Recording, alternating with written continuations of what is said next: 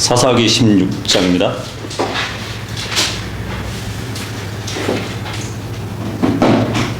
한 여자를 사랑했대요, 삼손이. 여러분, 그 세상에서 가장 비싼 차가 뭐예요?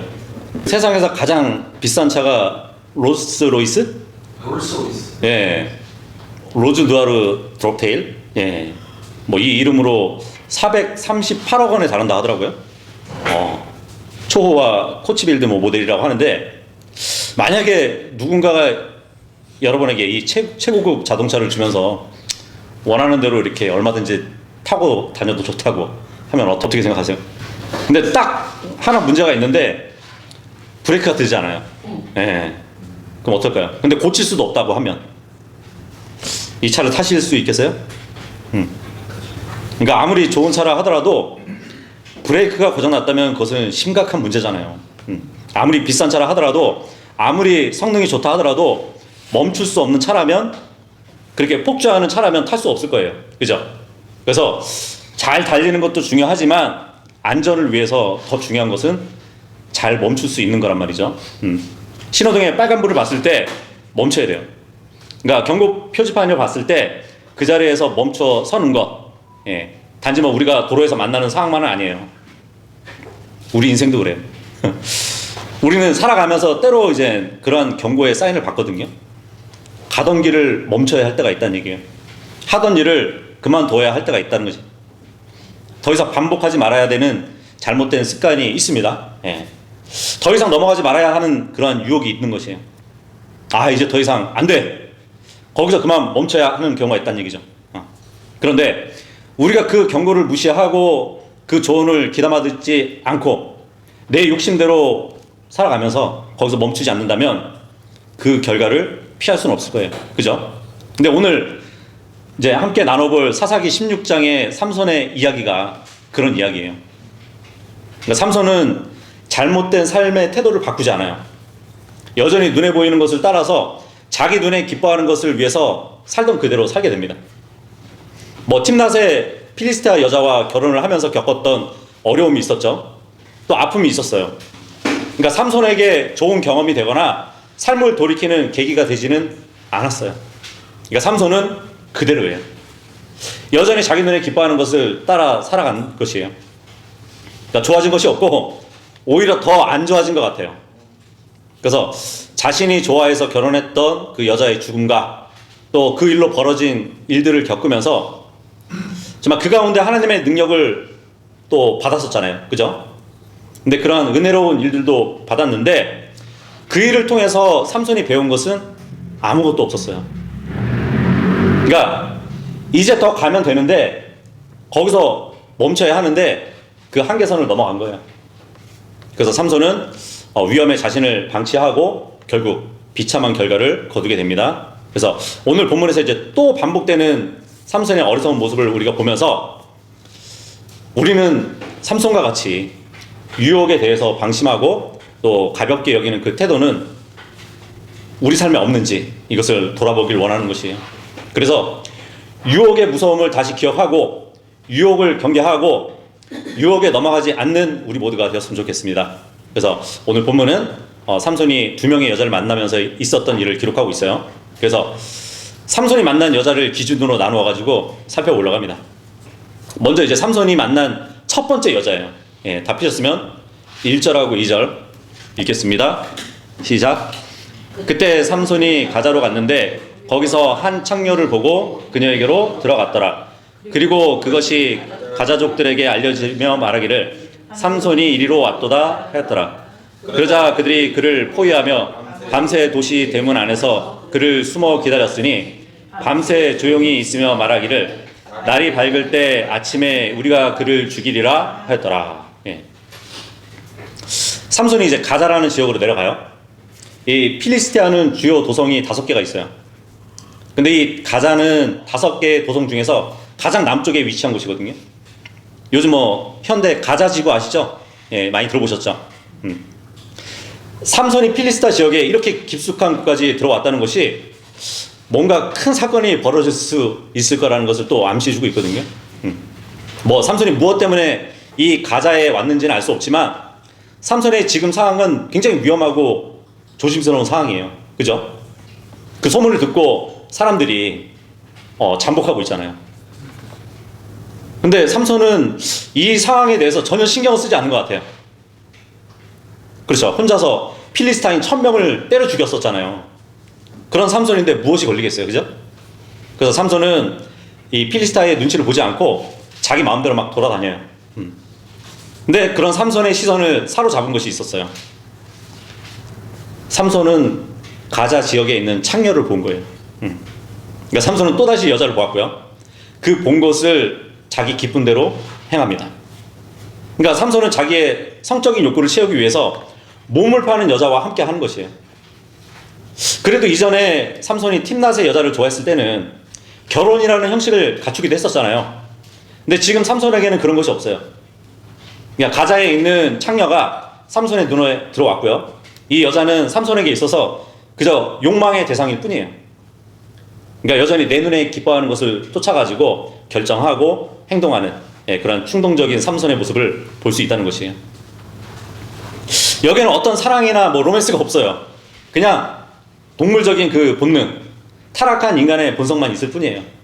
그래서 지금 삼손에게는 하나님과 그분의 말씀에 대한 어떤 경각심이 없는 것 같아요. 그죠? 지난날의 잘못으로 경험한 것들이 있잖아요. 실수를 통해 배운 것들이 있을 거란 말이에요. 근데 경험을 통해 반성하거나 돌이키는 그러한 것이 없어요. 뭐 실수를 인정하고 새로워지려고 하는 그런 시도도 없는 것 같아요. 근데 사실 누구나 실수는 할 수 있잖아요. 실패할 수도 있고 넘어질 수도 있단 말이에요. 또 유혹에 넘어갈 수도 있어요. 하지만 그런 실패와 잘못을 통해서 아무것도 배우지 못한다면, 그 경험을 통해서 어떠한 변화도 이루지 못한다면 그것은 정말 뼈아픈 일이에요. 그죠? 그런 경험이 무의미하게 되는 것이란 말이에요. 그래서 삼손은 정말 바보 같은 일을 되풀이하는 것을 우리가 보고 있습니다. 아무것도 배우지 못하고 다시 잘못을 반복하고 있는 것이에요. 자신에게 맞지 않는 도성에 와가지고 지금 뭐 하고 있는 걸까요? 여기는 삼손이 있을 것이 아닌데 괜히 와가지고 기웃거리다가 자신의 약한 부분, 특히 이제 더 유혹이 되는 여자에게 또 걸려 넘어지고 있는 것이에요. 더 안 좋은 방향으로, 더 심각한 상황으로 지금 가고 있단 말이에요. 그래서 자신의 약한 부분을 알고 그것에 나를 노출시키지 않는 것이 지혜로운 거예요. 내가 여자에게 약하고 특별히 여자가 나에게 유혹한다면 그런 자리를 만들면 안 되는 것이거든요. 그래서 유혹될 만한 그런 자리를 미리 차단해야 되는 것이에요. 근데 꼭 그런 자리를 찾아다니고 그런 상황을 만들면서 나는 괜찮을 거라고, 나는 괜찮을 거라고 이렇게 생각하면서 그 자리를 은근히 즐기는 경우도 있어요. 그건 정말 어리석은 일이죠. 그러니까 유혹이 될 만한 것은 미리 없애고 문제가 될 수 있는 것은 자기 곁에 두지 않는 것이 지혜예요. 그러니까 유혹이라는 것은 그렇게 만만하지 않거든요. 쉽게 이길 수 있는 상대가 아니에요. 이 유혹이라는 것은 우리가 생각하는 것보다 더 강력해요. 더 집요하고요, 더 끈질기고 더 달콤합니다. 그러니까 그 유혹을 내 앞에 두고 자꾸 그 유혹을 보면서 계속 그 유혹을 생각하면서 거절하는 것은 불가능해요. 그래서 아예 자리를 만들지 말고 피하는 것이 가장 지혜로운 방법입니다. 하지만 삼손은 그렇게 하지 않았어요. 자신의 약한 것을 다스리지 않고 가자에까지 내려가서 거침없이 자신이 좋아하는 필리스티아 여자를 보고 그 여자에게 넘어갑니다. 그러니까 삼손이 가자에 왔다는 소식은 사람들에게 알려졌어요. 이 삼손은 필리스타의 원수잖아요. 근데 삼손이 가자에 제 발로 들어왔다는 이 소식은 그 지역 사람들을 흥분시켰을 것이에요. 이 기회를 놓치지 말아야겠다는 그런 생각을 갖게 했을 거란 말이에요. 근데 또 한편으로는 조심할 것이 이 삼손을 잡는 게 쉬운 일이 아니라는 것이죠. 그죠? 괜히 섣불리 덤볐다가는 오히려 크게 당할 수 있으니까 함부로 싸울 수 있는 상대가 아니기 때문에 작전이 필요했어요. 그래서 이 가자의 사람들은 조용히 기다립니다. 몰래 숨어가지고 새벽이 될 때까지 기다렸다가 삼손이 잠이 들면 그 방심하고 있는 틈을 타가지고 공격하려고 그렇게 작전을 세워요. 뭐 가자 사람들의 이런 음모를 아는지 모르는지 삼손은 전혀 개의치 않고 있다는 것이에요. 3절 읽겠습니다. 시작. 그런데도 삼손이 한밤중까지 누웠다가 한밤중에 일어나서 그 도시 대문의 문들과 두 문기둥을 뽑은 다음에 그것들을 가지고 떠났으니 그것들을 빗장까지 전부 자신 두 어깨 위에 올렸고 헤브론 앞에 있는 언덕의 꼭대기까지 그것들을 옮기며 올라갔더라. 이 엄청난 구절이네, 그죠? 이 삼손은 그 밤을 여자와 함께 보내다가 밤중에 일어나가지고 놀라운 일을 행하고 있어요. 그 도성의 문짝들, 두 기둥, 문빗자까지 빼어가지고 어깨에 짊어져요. 이사님 잘하겠는데? 아니, 도성을 닫고 있는 그 문을 통째로 뽑아다가 어깨 메고 가는 거예요. 그런 거 있잖아요. 술에 잔뜩 취해서 길을 걸어가다가 앞에 전봇대가 있으면 길 막는다고 막 뽑아보려고 하는 그런 액션을 취한다면서요.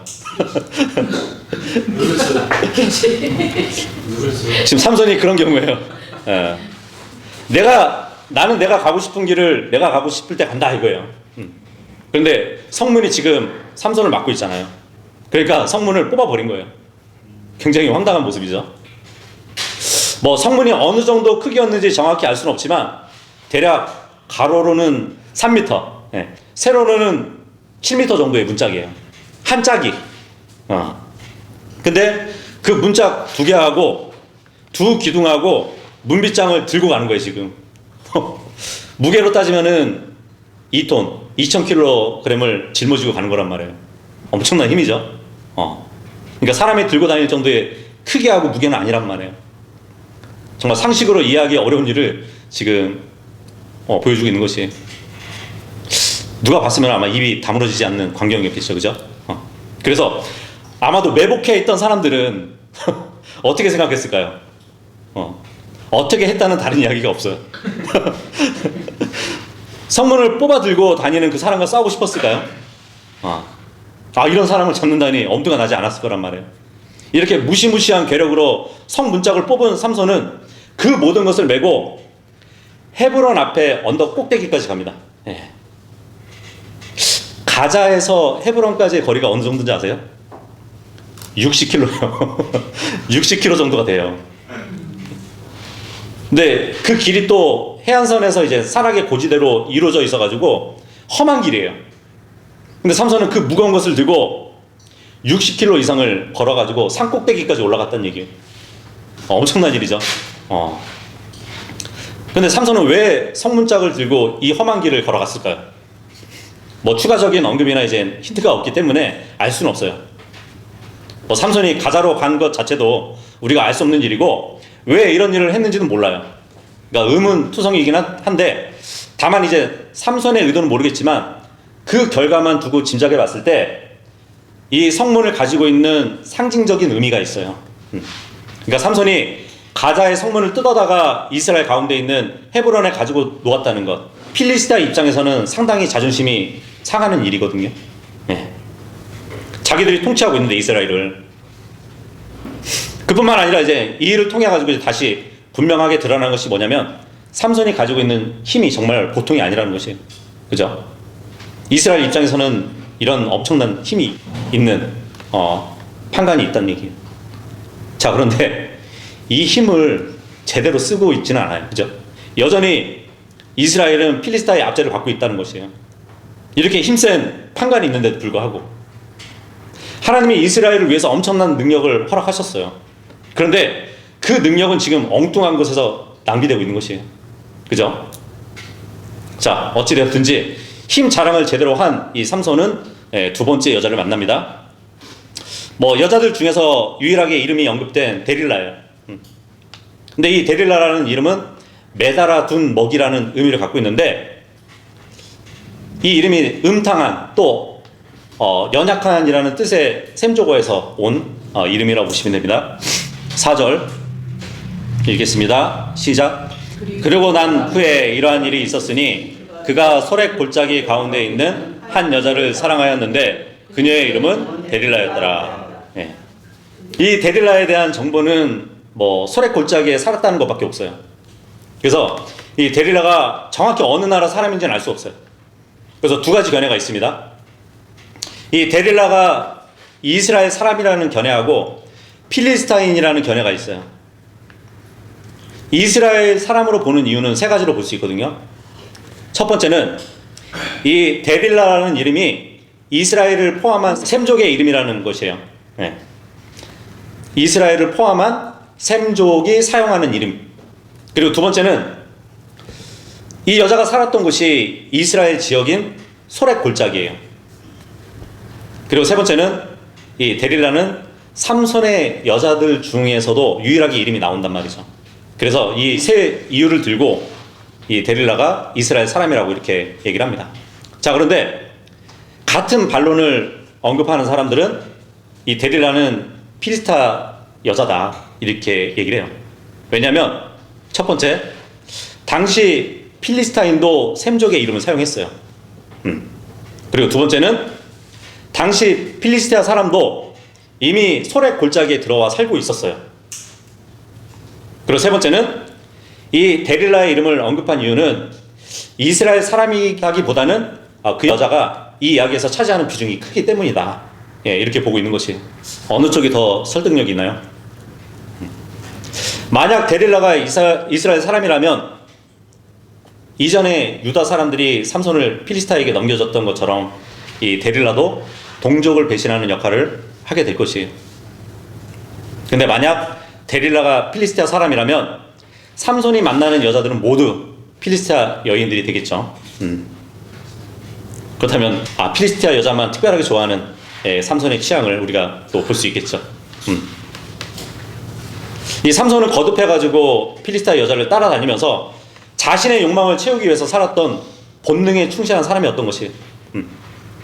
개인적으로는 이제 필리스티아 여인이 이 군주들의 요청을 받으면서 그들과 함께했다는 점, 그리고 삼손이 이스라엘 여자에게 관심이 없다는 것을 생각해 볼 때 필리스티아 여인으로 보는 것이 좀 더 가능성이 있지 않을까 생각되기도 하는데, 어쨌든 삼손은 데릴라를 사랑했어요.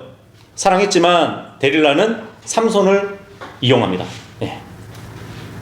이전에 삼손은 팀낫의 여자하고도 이런 관계가 있었죠. 다시 비슷한 일이 반복되는 것이, 이 팀낫의 여자가 수수께끼의 답을 알아내려고 삼손에게 이렇게 매달렸었잖아요. 그런 것처럼 데릴라도 삼손의 힘의 비밀을 알아내려고 매달리게 돼요. 근데 삼손에게 있어서는 반복되는 일이지만 또 넘어가게 된 거예요. 삼손은 정말 바보가 아닐까? 학습이 되지 않은 것 같아요. 근데 잘 생각해 보면 우리도 정말 이러한 바보 같을 때가 있잖아요. 그죠? 정말 바보처럼 했던 실수를 반복하고 또 유혹에 넘어가요. 근데 그럴 때 거기서 멈춰야 되는 것이에요. 유혹에 넘어가기 전에 멈춰야 되는 것이에요.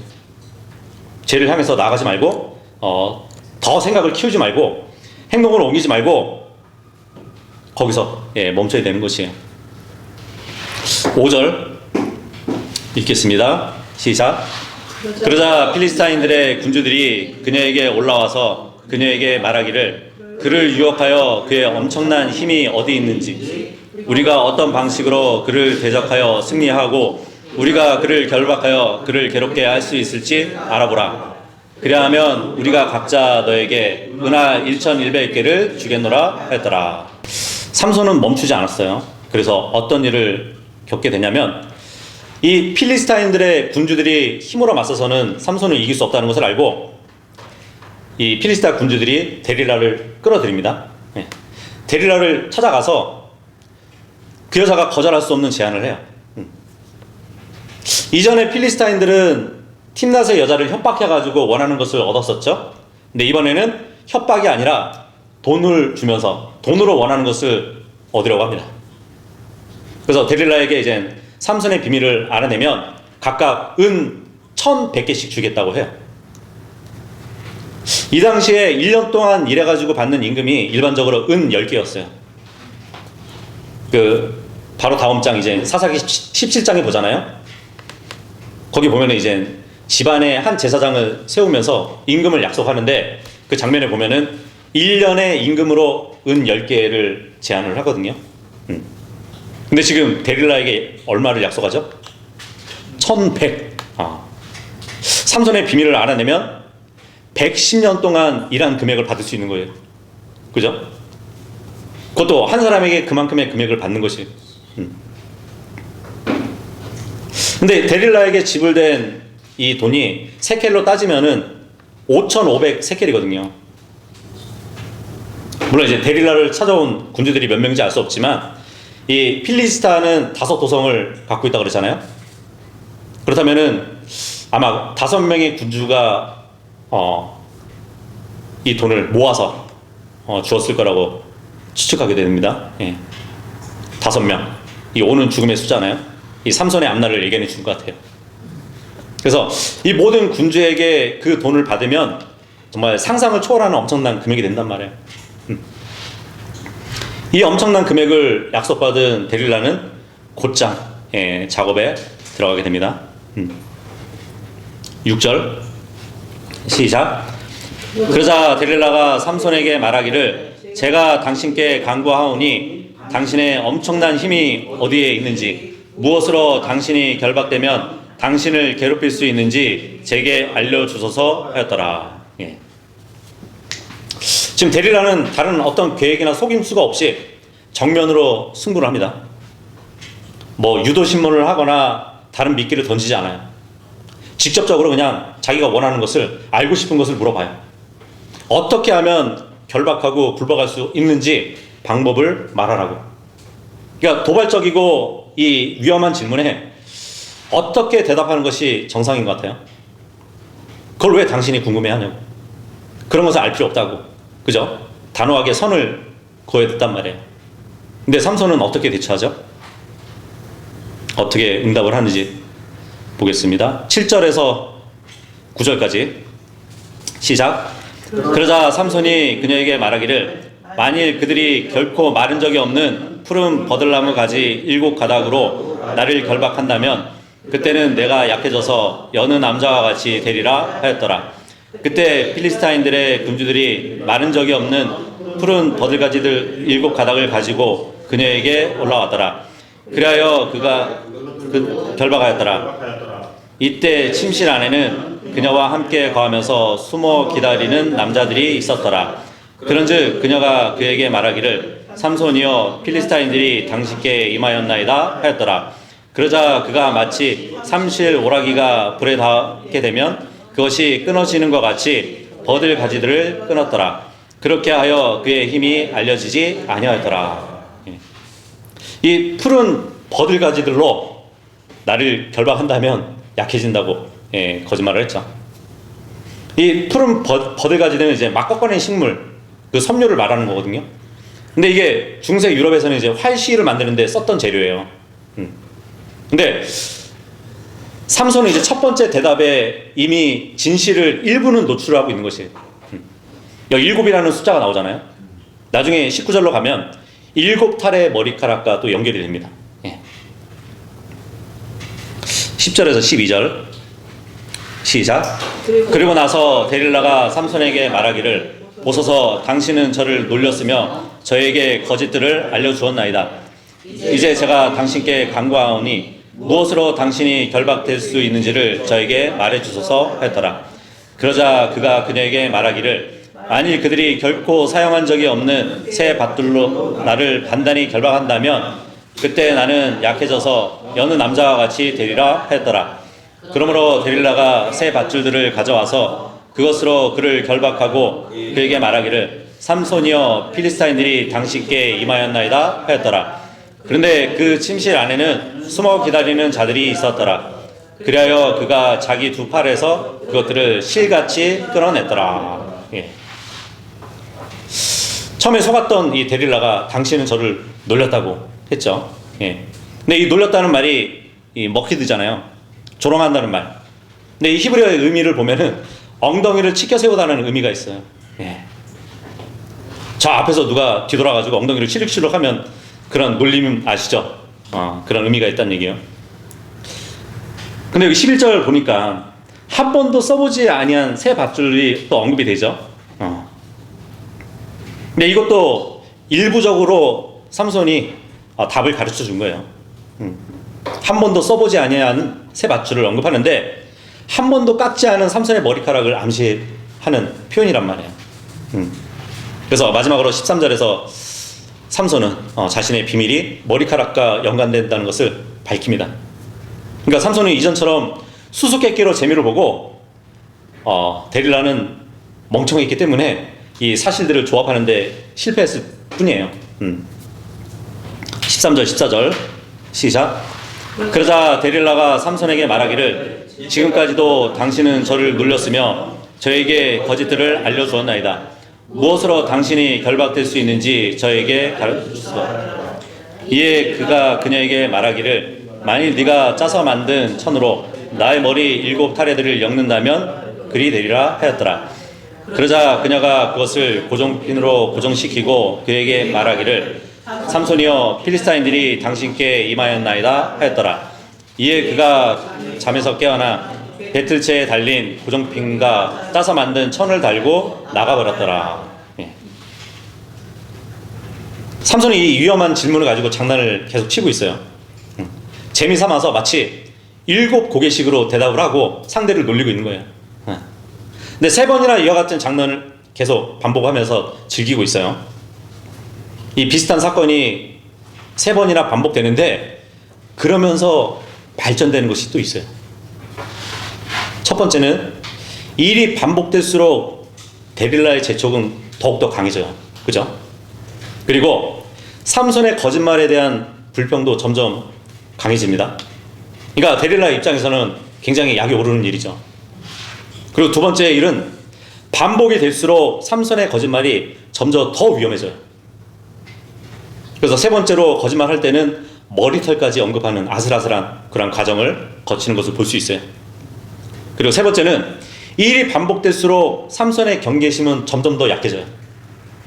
삼손이 머리털을 언급하고 나서는 아무런 경계 없이 잠을 자고 있어요. 그러니까 장난처럼 시작된 일이 반복되면서 점점 더 위험해지고 있는 것이에요. 어떤 선을 넘는 일들은 보통 이런 과정을 겪잖아요. 처음부터 선을 넘진 않아요. 처음부터 문제를 일으키진 않는단 말이에요. 하지만 그 일이 반복되면서 비슷한 일이 되풀이되면서 점점 더 위험해지는 것이에요. 그리고 마침내 문제가 발생하는 것입니다. 일이 터지게 되는 것이에요. 삼손은 데릴라를 떠나야 됐단 말이에요. 그죠? 그 자리에서 나와야 했어요. 이 데릴라의 무릎에 누워가지고 자고 있을 때가 아니었어요. 데릴라는 삼손이 사랑한 사람이 아니었단 말이에요. 그런데 이 삼손은 데릴라에게 빠져가지고 떠나지 않습니다. 거기서 그만 멈춰야 하는데 멈추지 않아요. 더 이상 나가면 안 되는데 그만둘 생각을 하지 않아요. 그러니까 스스로 제어하지 못하고 절제하지 못하는 삼손을 우리가 보고 있습니다. 우리 인생에서 멈춰야 할 순간이 있죠. 우리 인생에서도 이 선을 넘어가면 돌이킬 수 없는 결과를 낳을 때가 있단 말이에요. 그러면 우리는 그 일을 피하기 위해서 미리 브레이크를 걸어야 되는 것이에요. 내가 있으면 안 되는 자리에 있으면서 계속 고민하는 것이 아니라 과감히 그 자리에서 일어나야 되는 것이에요. 그것에서 벗어나야 됩니다. 내가 보면 안 되는 것을 내 앞에 두고 고민하는 것이 아니라 내 혼에 도움이 안 되는 것을 두고 망설이는 것이 아니라 단호하게 결단해서 버려야 되는 것이에요. 돌이켜야 돼요. 그래서 우리가 기억해야 될 것은 유혹이라는 것은 내가 멈출 때까지 절대로 멈추지 않는다는 얘기예요. 내가 멈출 때까지 유혹은 멈추지 않아요. 지금 데릴라도 멈추지 않아요. 3번이나 거짓말에 속았던 이 데릴라는 작정하고 날마다 삼손을 조르기 시작했잖아요. 그죠? 15절에서 17절 시작. 이후에 그녀가 그에게 말하기를 당신의 마음이 저와 함께하지 어떻게 당신이 말하기를 내가 너를 사랑하노라 할 수 있나이까. 당신이 저를 이렇게 3번이나 놀렸으며 당신의 엄청난 힘이 어디에 있는지 나에게 알려주지 아니하였나이다 하였더라. 그러면서 그녀가 매일 그녀의 말들로 그를 압박하며 그에게 졸라댔더라. 그렇게 하여 그의 혼이 괴로워 죽을 지경이 되었을 때 이러한 일이 있었으니 그가 그녀에게 그의 온 마음을 털어놓고 그녀에게 말하기를 나의 머리에는 어떤 면도칼도 닿은 적이 없노라. 이는 내가 나의 어머니의 태로부터 하나님께 나신이었기 때문이라. 만일 내가 머리가 밀린다면 그때 나의 힘은 나에게서 빠져나갈 것이요 나는 약해져서 여느 다른 남자처럼 되리라 하였더라. 삼손은 더 이상 거짓말을 할 수 없다고 생각했는지 괴로워해요. 예. 마음이 괴로워서 죽을 지경에 이릅니다. 예. 그냥 데릴라를 떠나면 되는데 삼손은 그 자리에서 벗어나지 않아요. 그리고 마침내 삼손은 이제 사실을 털어놓게 됩니다. 여기서 우리는 이제 삼손이 모태에서부터 나실인이 되었다는 사실을 분명히 알고 있다는 것을 확인할 수 있잖아요. 그럼에도 불구하고 삼손은 뭐 그동안에 포도원에 막 들어가고 동물의 사체를 만지고 성적으로 방탕하게 살고 자신의 신분을 모르는 사람처럼 막 살았단 말이에요. 나실인이 지켜야 하는 그러한 규례들을 모두 무시하면서 그 중에서도 단지 머리를 밀지 않은 것만 딱 지키고 있었어요. 그죠? 겉으로 가장 잘 드러나는 나실인의 머리는 지켜왔지만 정작 더 중요한 자신의 삶은 지키지 않았다는 것이에요. 그러니까 삶이 엉망이 되어도 머리만 지켜도 괜찮다고 생각을 했던 것이에요. 그리고 그 머리마저도 데릴라의 재촉에 못 이겨가지고 알려주고 맙니다. 결국 머리카락이 잘리고 이 삼손의 힘은 사라져요. 사실 삼손의 힘이 사라진 것은 아마 그의 머리가 잘렸기 때문은 아닌 것 같아요. 20절에 보니까 주님이 그를 떠나셨기 때문이라고 말씀해주고 있죠. 그러니까 삼손의 머리에 특별한 능력이 있는 것이 아니라는 얘기예요. 긴 머리는 삼손에게 하나님의 함께 하심을 상징하는 것이었어요. 그런데 삼손은 이 상징을 잘려나가도록 한 것이에요. 그 결과로 이제 하나님은 삼손을 떠났습니다. 그래서 삼손의 힘은 사라진 거예요. 그래서 힘을 잃어버린 이 삼손은 필리스타 사람에게 붙잡힙니다. 21절, 22절 시작.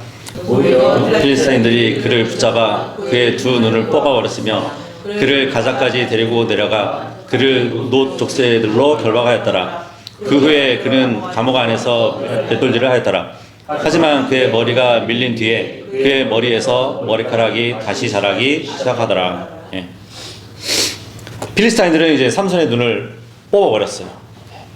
근데 고대 근동 지역에서는 이제 전쟁에 승리한 자가 패한 자에게 이와 같은 잔인한 형벌을 내리는 것이 흔한 일이었어요.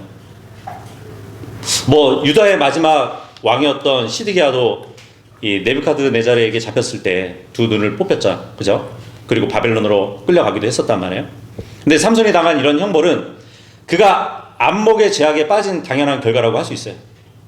팀나서 여자를 보고 또 가자의 청년을 보고 자기 눈에 기뻐한 대로 행했던 이 삼손, 내 눈에 기뻐하니로 살았던 이 삼손의 결과가 이렇게 된 것이에요.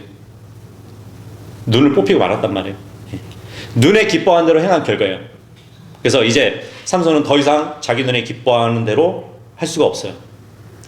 보는 대로 살았던 삼손은 결국 눈을 잃고 말았습니다. 이것이 우리에게 또 경고되지 않나요? 눈에 보이는 것을 따라 눈에 기쁜 대로 행하는 그 인생의 최후가 이렇게 된다는 것이에요. 이렇게 비참한 결과를 맞이하게 되었다는 것이에요. 여기까지 오기 전에 멈춰야 했었는데 이렇게 비참한 최후를 맞기 전에 그만두어야 했었는데 두 눈을 뽑히기 전에 정신을 차려야 했었는데 이미 늦었어요. 한번 생각해 보세요. 이 삼손이 한 일이 납득이 되나요? 한 번도 아니고 세 번에 걸쳐가지고 똑같은 일을 반복했단 말이에요. 데릴라가 무엇을 원하는지 그 여자의 목적이 뭔지 뻔히 다 보이는데 거기에 넘어가가지고 자신의 인생을 그냥 내팽개치고 말았던 것이 상식적으로 이해가 되지 않는단 말이죠. 근데 얼마나 많은 사람들이 삼손처럼 이렇게 사는지 몰라요. 예. 얼마나 많은 사람들이 삼손처럼 자기 눈에 기쁜 대로 사는지 몰라요.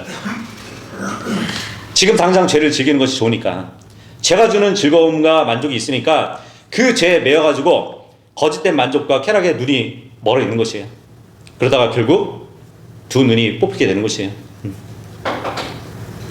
오늘날 두 눈이 뽑힌 사람들의 이야기가 얼마나 많아요. 예. 유혹에 넘어가서 그 가지고 있는 능력을 한순간에 다 날려버린 일들이 얼마나 많아요. 그죠? 뭐 목회자들의 타락, 정치인들의 부패, 막 가정들이 무너지고요. 유혹이 왔을 때 멈추지 않고 유혹에 넘어가서 결국 죄에 빠졌기 때문이에요. 두 눈이 뽑혀가지고 비참하게 인생의 나락으로 떨어지게 되는 것이란 말이에요. 그래서 유혹이라는 것은 처음부터 우리의 인생을 망칠 거라고 경고하지 않아요. 유혹은 늘 그래도 내 인생은 괜찮을 거라고 아무 문제가 없을 거라고 말을 해요. 그리고 그 틈을 노려가지고 이 유혹이라는 것은 우리 인생의 죄를 가지고 들어옵니다. 그러니까 우리는 반복되는 유혹에 대해서 단호하게 스톱 버튼을 눌러야 돼요. 유혹에 넘어가지 말고 멈춰야 돼요. 근데 우리는 얼마나 자주 이 리플레이 버튼을 반복해서 누르는지 몰라요. 그죠? 그래서 이제 그 일을 그만두시기 바랍니다. 스톱 하셔야 돼요. 아무 문제가 없을 거라고 착각하지 마시고 그만 멈추시기 바랍니다. 예. 뭐 지금 빠져있는 죄가 있다면 그만 정리하시면 돼요. 죄의 여지를 남겨두시면 안 됩니다. 예. 단호하게 잘라버리고 유혹이 왔을 때 거기서 멈추고 우리 머리에 다른 생각을 채우고 다른 장소로 이동하고 다른 일을 해야 돼요. 유혹에 넘어갔을 때 겪게 될 결과를 생각하고 거절하시기 바랍니다. 예. 그래서 우리 스스로가 멈추지 않으면 유혹이 우리 인생을 멈추게 할 거예요. 그래서 우리가 이 신앙생활에 브레이크를 정비하시고 신앙의 안전운전을 할 수 있는 모두가 될 수 있기를 바라겠습니다. 예.